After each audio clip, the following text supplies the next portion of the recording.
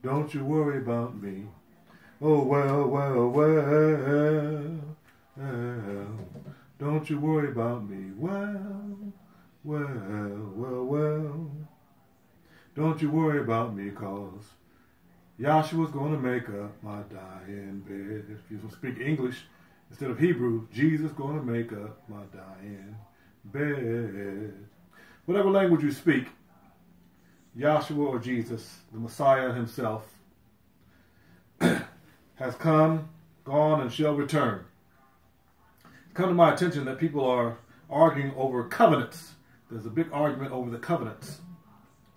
The first covenant in the book of Genesis, where Yahweh, God, Allah, the Most High, he made man, and then he made a covenant with man that he should not be alone. It's not good that the man should be alone. So he made him a woman. And he put them in the garden in the east part of Eden to dress it. And that covenant is still in effect. That's the covenant of life. Because the woman, without the woman, there would be no life on the planet. Then you have the covenant that the Most High made with Prophet Noah, which is the rainbow. The old folks had a saying, well, God gave Moses the rainbow, gave Noah the rainbow sign. It won't be water, but fire next time. The rainbows still come out. That's a covenant of life, a promise. A covenant is a contract between the Most High and people, mankind, humankind. The covenant of Adam or Adam is still in effect. The Edenite covenant, the covenant with Noah is still in effect. The covenant sign is the rainbow. The covenant with Moses or Moshe, if you speak Hebrew, Moses, English, Moshe, the Hebrew. The covenant is still in effect. Circumcision. He promised that the children of Israel, Yisrael, would be his people, and that he would be their El. That covenant is still in effect. That's a covenant of life. All three of those covenants are covenants of life. There is no covenant made by the Most High that is a covenant of death. I need you to understand that, because people are arguing about the different covenants. All the covenants are still in effect. They were put in effect at the time that they needed to be in effect. But they're still effectual, and they are all covenants of life. The final covenant is in Hebrews, chapter 10, verse 16. I'll read it. This is the covenant that I will make with them after those days, saith Yahweh, saith the Lord, if you want the English. I will put my laws in their hearts, and in their minds will I write them, and their sins and iniquities will I remember no more. Now where remission of these is, there is no more offering for sin. Having therefore, brethren, boldness to enter into the holiness by the blood of Yahshua, or Jesus, by a new and living way, a new and living covenant, which he hath consecrated for us through the veil, that is to say, his flesh, and having a high priest over the house of Yahweh, Allah, over God. That's the new covenant. We know each other now by our love. The laws of the Most High are written in our hearts, written in our minds.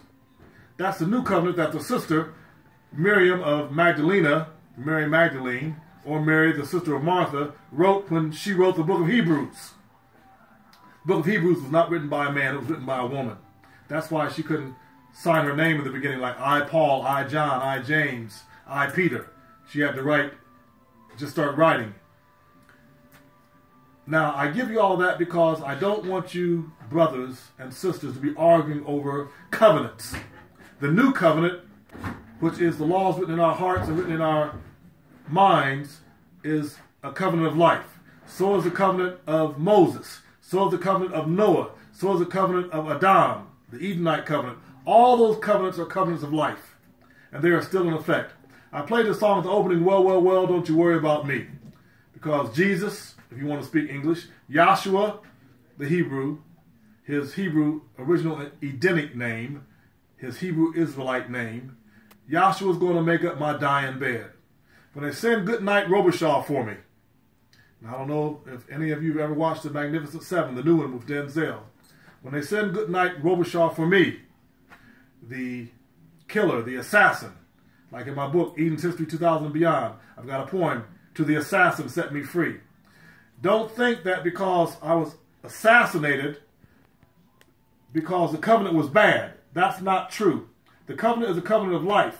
But usually the worldly people will assassinate folks when you start to break away. I will be the first runaway slave when I start to charge up the cards, cut up the cards, burn up the money, and run away from the monopoly finance capitalism slave plantation, because we're all modern day economic slaves.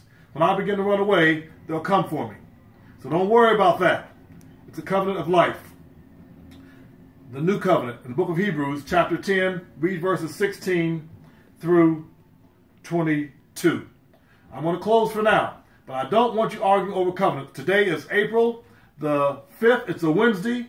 It's about 5 p.m. Eastern Standard Time. Do not argue over covenants. Covenants, all the covenants that the Most High have made are covenants of life. The Most High never makes a covenant of death. This is Minister Kujenga Elia Ashe from Columbus, Ohio, founder of the Economic Rights Movement, trying to give you something for enlightenment. I love you. Be blessed. Don't worry about me. Haliyah to Yavah.